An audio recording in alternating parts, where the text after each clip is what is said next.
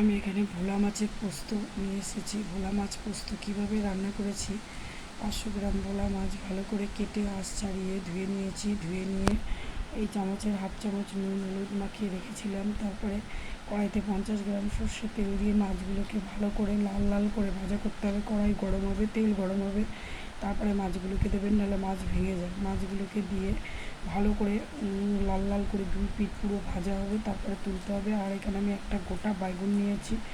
বেগুন নিয়ে কেটে আমি এখানে বেগুনটাকে এই চামচের হাফ চামচ নুন জলের মধ্যে বেগুনটাকে ভিজিয়ে রেখেছিলাম।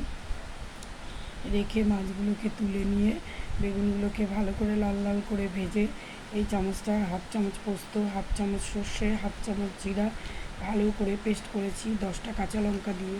তারপরে আর একটা টমেটোও দিয়েছিলাম, পাকা লাল রঙের টমেটো দিয়ে ভালো করে পেস্ট করেছি। তেলের উপরে হাফ চামচ কালো জিরে দিয়ে বেগুনগুলোকে ভালো করে ভাজা করেছি। তারপরে 1 গ্লাস জল দিয়ে ওই যেই পেস্টটা করেছি মশলার, সেটাকে দিয়ে দিয়েছি। দিয়ে হাফ চামচ নুন হলুদ দিয়ে টকবক করে ফুটেছে। তারপরে এই চামচের হাফ চামচ ধনিয়া পাতা কুচি করে দিয়ে নামিয়ে সার্ভ করেছি। গরম গরম ভাত দিয়ে খেয়ে দেখবেন, খুব টেস্ট হয়।